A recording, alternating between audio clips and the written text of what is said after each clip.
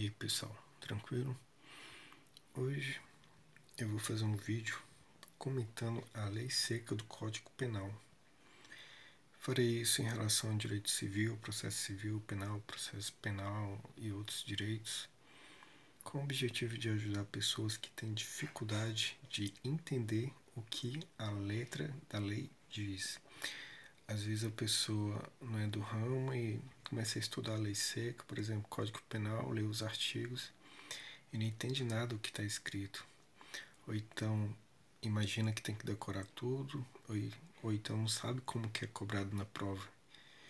Então, através desse vídeo eu vou explicar detalhadamente os artigos, as partes mais importantes, para que você passe a entender, acerte as questões e seja aprovado. Concurso, ou então, quem sabe até mesmo na OAB, caso tenha dificuldade no assunto. Sem mais delongas, vamos ao que nos interessa. Bom, aqui o artigo 1º do Código Penal diz: não há crime sem lei anterior que o defina. Não há pena sem prévia cominação legal. Há uma equivalência em relação ao artigo 5º, inciso 39 da Constituição, o qual diz: não há crime sem lei anterior que o defina, nem pena sem prévia cominação legal. Aqui, os dois são equivalentes. É de suma importância você saber ambos. Em relação à redação, estudo de caso, é bom fundamentar, ter uma fundamentação jurídica. Aqui no artigo 5º estão implícitos o princípio da reserva legal, o princípio da anterioridade, que equivale ao princípio da legalidade nessa situação. Por exemplo, não há crime sem lei. Sem lei diz respeito ao princípio da reserva legal. Por quê? Não há crime sem decreto? Não, porque tem que ser através de lei. Então, diz respeito ao princípio da reserva legal. Lei anterior diz respeito ao princípio da anterioridade. Por quê? Porque uma pessoa não pode ser condenada por um crime que não exista lei. Primeiro tem que existir tal lei para que a pessoa possa ser condenada por tal crime. E ambos equivalem ao princípio da legalidade. Salvo engano, inciso 2 da Constituição, o artigo 5º também diz respeito ao princípio da legalidade. Vamos para o artigo 2º do Código Penal, que diz respeito à lei penal no tempo. Ninguém pode ser punido por fato que lei posterior deixa de considerar crime, cessando em virtude dela a execução dos efeitos penais da sentença condenatória.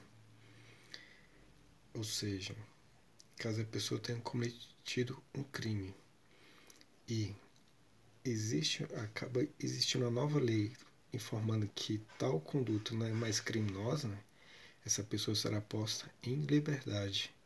Ainda que tenha transitado e julgado, mesmo assim a lei retroagirá para beneficiar o réu.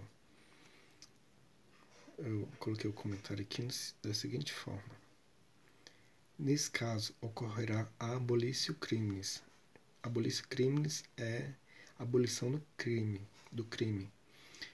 Ou seja, abolitio criminis é um fato que era considerado típico, torna-se atípico em relação a certa conduta que era configurada como crime. Com a nova lei que a torna atípica, ocorre a perda da tipicidade. Exemplo: a Lei 11.106 de 2005, que deixou de considerar crime o adultério, por exemplo.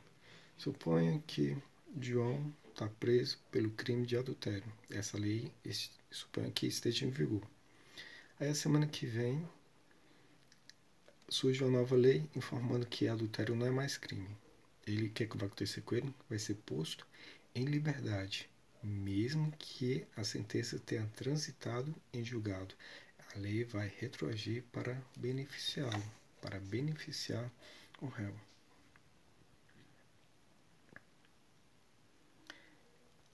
Ainda de acordo com o assunto em tela, ocorre a extinção da punibilidade, de acordo com o artigo 107, inciso 3 deste Código, ou seja, o Código Penal. O que é que diz aqui?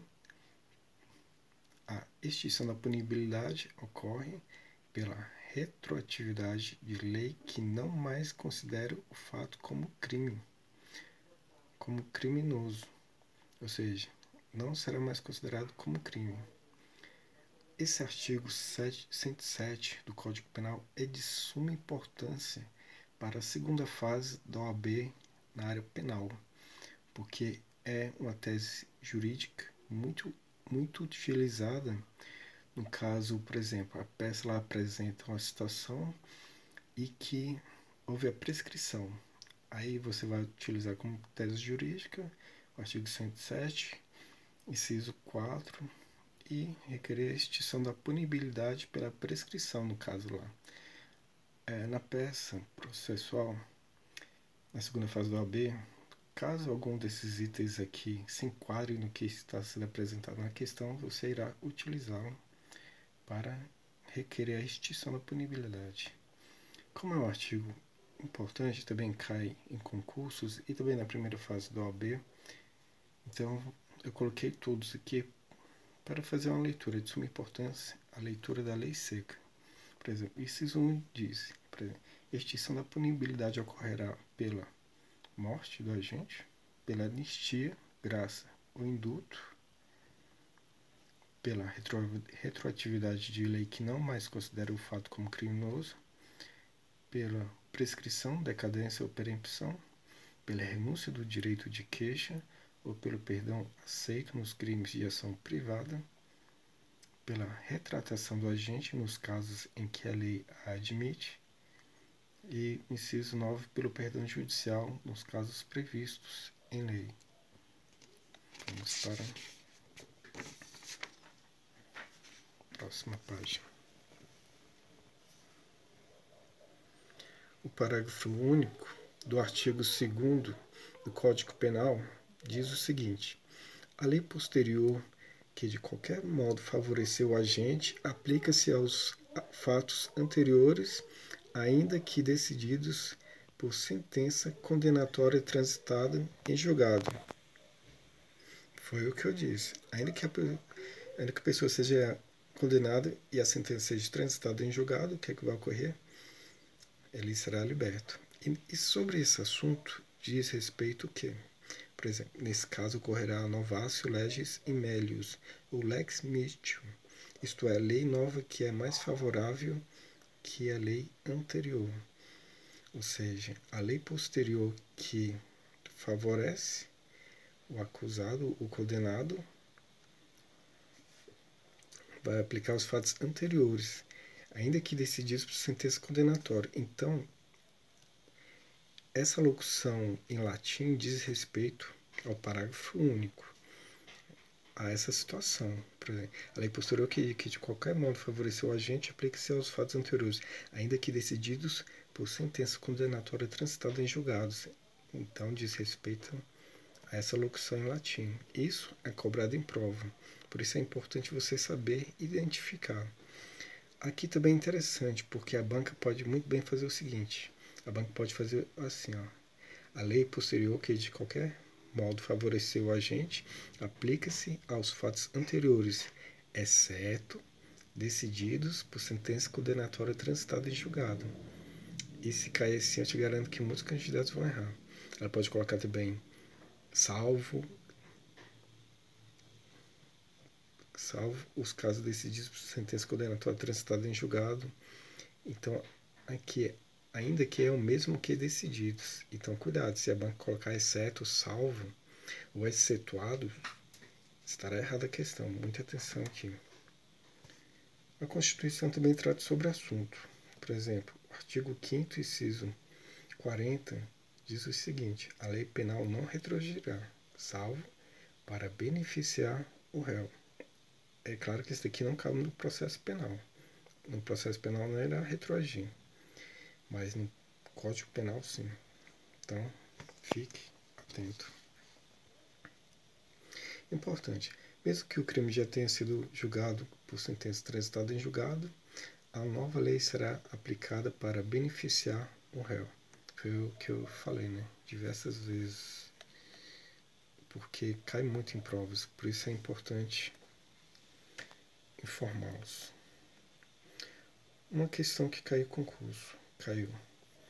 Sob a vigência da Lei X, Lauro cometeu um delito. Em seguida, passou a viger a Lei Y, que, além de ser mais gravosa, revogou a Lei X. Depois de tais fatos, Lauro foi levado a julgamento pelo cometimento do citado delito. Nessa situação, o magistrado terá de se fundamentar no instituto da retroatividade em benefício do réu para aplicar a Lei X, por ser esta menos rigorosa que a Lei Y. Está errado por quê? Porque não há a retroatividade em relação ao réu, porque ele cometeu o crime durante a vigência da Lei X. Ou seja, automaticamente vai acontecer o quê? A ultratividade e não retroatividade. Por exemplo, o caso interno não se trata de retroatividade da lei penal, mas sim do princípio da ultratividade, pois o crime ocorreu durante a vigência dele. E a lei continua a ser válida, mesmo tendo sido revogada, porque ela o quê? Beneficiária ao réu, por ser atenuante ao réu. Então, o segredo aqui, para você entender, é entender que sob o delito foi cometido durante a vigência da Lei X. Durante a vigência. Se foi cometido durante a vigência, ainda que a Lei Y revogue a Lei X, sendo a Lei Y mais gravosa, automaticamente a Lei Y vai continuar a viger ao réu de forma ultrativa para beneficiá-lo. Então você tem que ter muito cuidado aqui na questão para você não errar em prova. Tem que ler com atenção. Palavra-chave aqui durante a vigência, fique atento. Outra questão. Em relação à aplicabilidade, em relação à aplicação, à interpretação e à integração da lei penal, julgo os itens seguintes. Não retroage a lei penal que alterou o prazo prescricional de 2 anos para 3 anos dos crimes punidos com pena máxima inferior a 1 ano. Então, deixa eu afastar um pouco a câmera. A questão está certa, porque vou ler com calma. Não retroage a lei penal que alterou o prazo prescricional de 2 anos para 3 anos dos crimes punidos com a pena máxima inferior a 1 ano. A prescrição, por exemplo, no caso aqui, é o seguinte: o Estado tem 2 anos para punir a pessoa. Caso aqui fosse aceito, o Estado passaria a ter 3 anos para punir a pessoa, ou seja, seria uma lei que prejudicaria o réu, no caso. Então, ela é mais gravosa, por isso que não é aceita. Por exemplo, coloquei aqui, nesse caso, não haverá retroação, haja vista que tal fato é prejudicial ao réu, pois essa lei é mais gravosa, elevando o prazo prescricional do delito. Ou seja, em vez de o Estado ter 2 anos para procurar condenar o réu, ele passaria a ter 3 anos. Então você tem que ler a questão com calma, não ir com pressa, para não vacilar, não cometer o erro. Próxima questão. Julgue os itens subsecutivos acerca de crime e aplicação de penas. Na hipótese de crime continuado e permanente, deve ser aplicada a lei penal mais gravosa se esta estiver entrado em vigor antes da cessação, da continuidade e da permanência. Na hipótese de crime continuado permanente, deve ser aplicada a lei penal mais gravosa? Sim. Cuidado, não vá confundir com o que eu avisei antes. Aqui diz respeito a crime continuado e crime permanente. Vou ler novamente. Na hipótese de crime continuado permanente, deve ser aplicada a lei penal mais gravosa se essa tiver entrado em vigor antes do crime, de determinada a continuidade e a permanência do crime. Então você tem que ter muito cuidado para não confundir. Calma, deixa eu...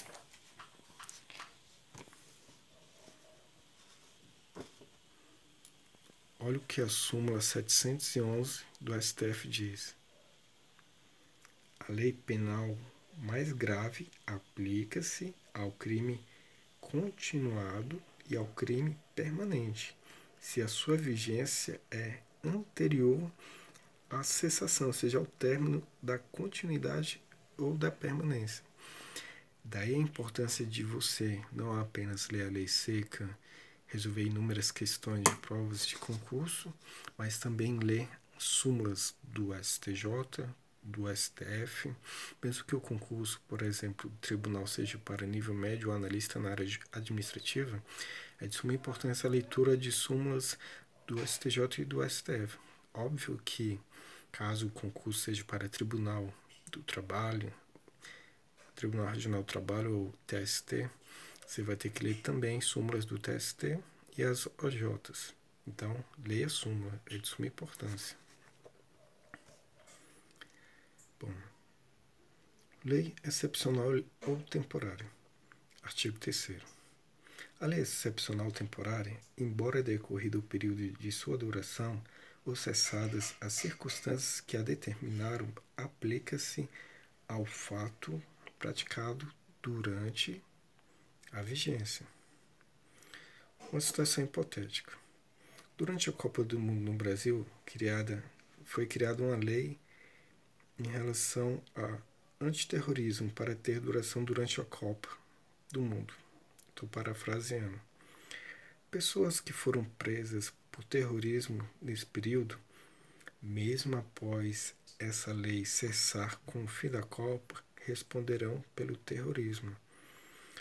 Por terrorismo, ou seja, suponha que estamos agora em março, suponha que a Copa está sendo agora em março, e agora está de forma temporária, excepcional, está em vigor uma lei de terrorismo, baseado na internet, suponha, ameaças em internet. A pessoa fala que vai colocar bomba, isso, aquilo, outro, tal. Tá. Aí 3 pessoas foram presas, que se enquadraram nessa situação de terrorismo. Foram presas por terrorismo. Só que mês que vem a Copa vai acabar e a lei não estará mais em vigor. Essas pessoas que foram presas durante essa vigência dessas leis, elas continuarão presas pelo terrorismo, pelo o crime de terrorismo. Então você procura ficar muito atento com a situação. Aí aqui eu coloquei só para explicar mesmo. Leis temporárias diz respeito às leis que têm vigência previamente fixadas pelo legislador. Leis excepcionais diz respeito às que têm vigência durante situações de emergência. Isso aqui não é muito importante, mas essa parte aqui é muito importante você entender. Você não tem que decorar isso daqui, você tem que entender. Mesmo que o CESP costuma às vezes parafrasear os artigos, então se você decorar e não entender não vai adiantar nada. Tempo do crime, teoria da atividade. Vamos para mais uma questão. Em relação à aplicação da lei penal no tempo e no espaço, no Código Penal adotaram-se respectivamente as teorias da atividade e da ubiquidade.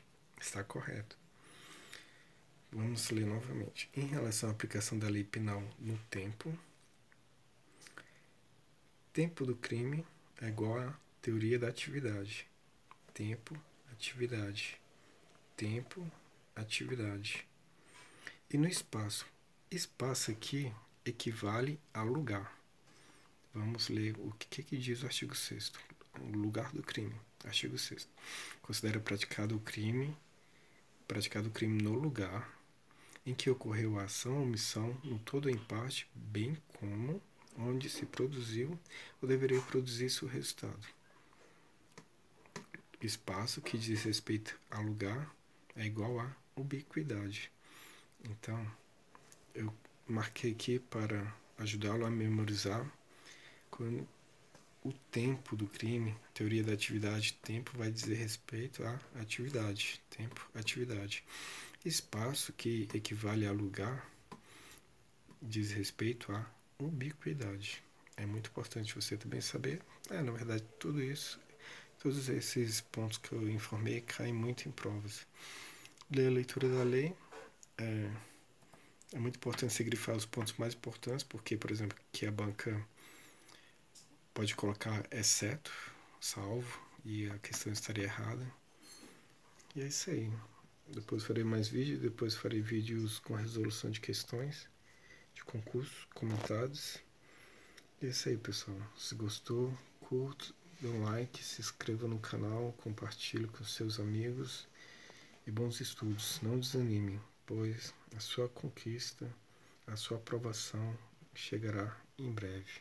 É isso aí, pessoal. Fui.